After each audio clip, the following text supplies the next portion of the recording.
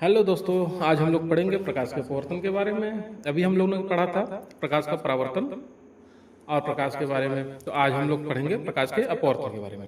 तो देखिए, प्रकाश का परावर्तन हमने क्या देखा था। जब किसी समतल दर्पण पे या गोली दर्पण पे कोई प्रकाश पड़ता है और उसी माध्यम में वापस हो जाता है, तो जो है इसको कहते हैं प्रकाश का परावर्तन। ठीक है, उसी माध्यम से आके उसी माध्यम में चला जाए।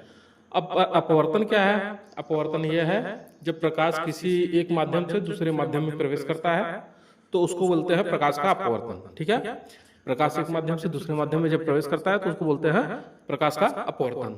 चलिए देखते हैं। अगर मान लीजिए दो माध्यम है और दोनों का जो है घनत्व तो अलग अलग है, एक विरल है और एक सघन। तो देखिएगा, अगर सघन माध्यम से प्रकाश विरल माध्यम में जाएगा तो पहले प्रकाश आएगा सघन माध्यम से एक तल पे, जिस तल पे आएगा उस तल से फिर जो है वो विरल माध्यम में जाएगा।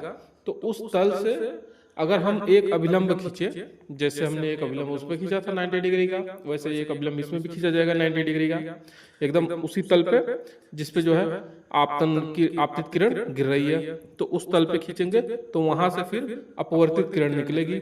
तो अभिलंब जब खींचेंगे, अगर सघन माध्यम से विरल माध्यम में आ रहा है तो वो आपकी जो ये अभिलंब है उससे दूर हट के जाएगी।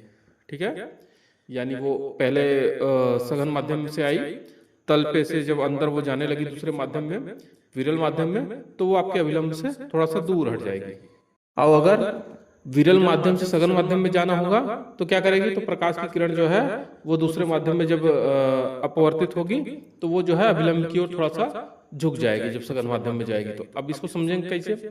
ये मान लीजिए विरल माध्यम है, उससे सघन माध्यम में, सघन माध्यम मतलब उससे मजबूत माध्यम है, मजबूत में जब जाएगी तो थोड़ा सा झुक के जाएगी। भाई मजबूत में किसी भी मजबूत के पास जाएंगे तो झुकी के न जाएंगे, उसी हिसाब से समझ लीजिए इसको। ठीक है, कि भाई अगर विरल से सघन में जाना है तो थोड़ा सा झुक के जाना है, और अगर पहले से सघन में है विरल में जा रहे हैं तो और तन के जाएंगे, थोड़ा सा और दूर होके जाएगी तब अभिलंब से। ठीक है, हाँ, तो इसको इस तरह से समझ लीजिए। परावर्तन वाले में क्या नियम था कि आपतन कोण जो था और परावर्तित मतलब जो परावर्तन कोण था वो दोनों समान थे।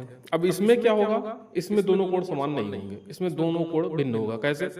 आपतन कोण जो होगा आपका, आपतित किरण और अभिलंब के बीच जो कोण बन रहा है वो आपतन कोण होगा वो, और जो अपवर्तित किरण है अगर सघन से विरल में जा रही है तो अभिलंब से दूर हट जाएगी, और अभिलंब से दूर हट जाएगी तो यानी आपकी जो अपवर्तित किरण है उसके और अभिलंब के बीच जो कोण बन रहा है वो कोण जो है बढ़ जाएगा। ठीक है, अगर सघन से विरल में जा रही है तो आपतन कोण जो है वो अपवर्तित कोण से कम हो जाएगा, यानी अपवर्तित कोण आपकी बढ़ जाएगी।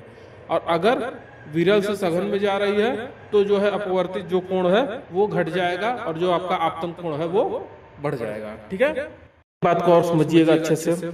जब आपतन कोण आपका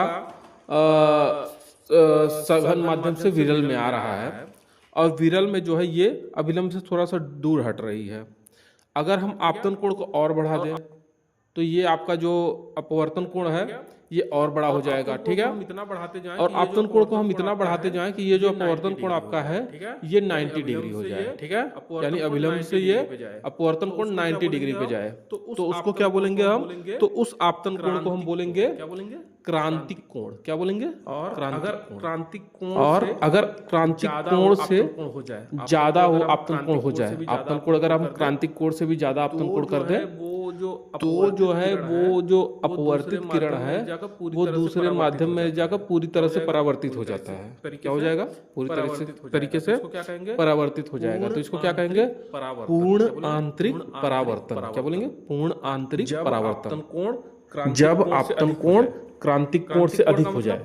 क्रांतिक कोण का मतलब कि आपका आपतन कोण इतना है कि आपका जो अपवर्तित कोण है वो 90 डिग्री हो जा रहा है। ठीक है, और जब क्रांतिक कोण का मान और बढ़ा देंगे यानी आपतन कोण जो है क्रांतिक कोण से ज्यादा हो जाएगा तो ये जो अपवर्तित किरण थी ये सीधा सीधा उसी माध्यम में परावर्तित हो जा रही है। जो होगा क्रिया इसको जो है ये जो होगा क्रिया इसको बोलते हैं पूर्ण आंतरिक परावर्तन। अपवर्तन अब आपको समझ में आया अपवर्तन किसे कहते हैं और सरल माध्यम विरल माध्यम में अपवर्तन कैसे होता है, क्रांतिक कोण क्या है और पूर्ण आंतरिक परावर्तन क्या है। अब समझिएगा इसका उपयोग कहाँ कहाँ होता है। अब देखिए एक पानी से भरा हुआ बर्तन है अगर, ठीक है, कांच की मान लो है परख नीली या फिर कांच का एक बर्तन है, उसमें जो है पानी भरा हुआ है, उसमें हम पेंसिल वगैरह या कुछ भी ऐसे डुबोए खड़े पे, तो आप देखेंगे नीचे ना, तो पानी में आपको लगेगा जैसे पेंसिल मुड़ी हुई है। ये किस कारण से होगा? ये होता है आपका किस कारण से? अपवर्तन के कारण से। किस कारण से? अपवर्तन के कारण से। क्या होता है? और देखिए अपवर्तन के कारण से क्या होता है, अगर पानी में जो है देखेंगे कुछ भी चीज डाल दे, अगर पानी में जो है कुछ भी चीज डाल दे, सिक्का वगैरह कुछ भी, तो उसमें झांक के देखेंगे तो ऐसा लगेगा जैसे वो नीचे से उठ गई है, उसकी तली ऊपर, उसकी तली और ऊपर दिखती है ना। हाँ, तो वो किस कारण से होता है? वो भी अपवर्तन के कारण से ही दिखाई पड़ता है। किस कारण से दिखाई पड़ता है? अपवर्तन के कारण से।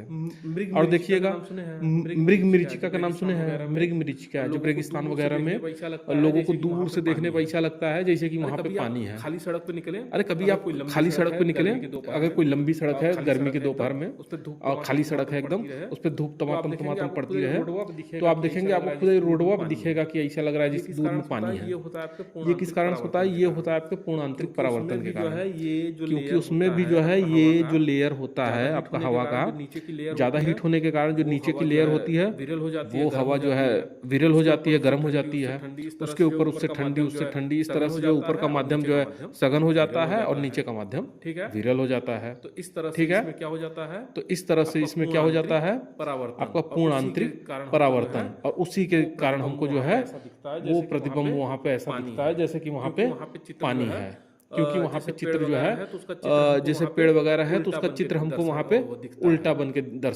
दिखता है। किसके कारण? पूर्ण आंतरिक परावर्तन के कारण उसका चित्र वहां पे हमको बनता हुआ दिखाई देता है, तो हमको लगता है कि वहां पे जैसे हीरे को देखिए, हीरे की जो कटिंग, जैसे हीरे को देखिए, हीरे की जो कटिंग होती है उसमें आप जब प्रकाश की तरफ उसको करके देखेंगे तो बहुत चमकीला दिखाई देता है। किस कारण से?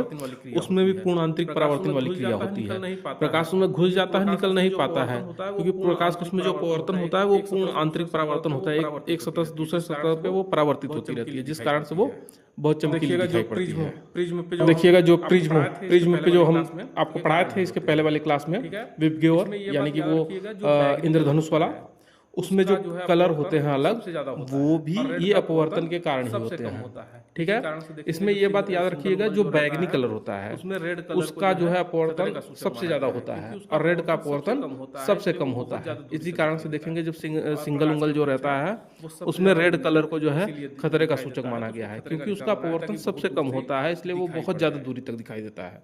और प्रकाश के अपेक्षा वो सबसे ज्यादा दूरी तक इसीलिए दिखाई देता है, तो उसको खतरे का निशान बनाया ताकि बहुत दूर से ही दिखाई पड़ जाए। आप सभी का हमारे चैनल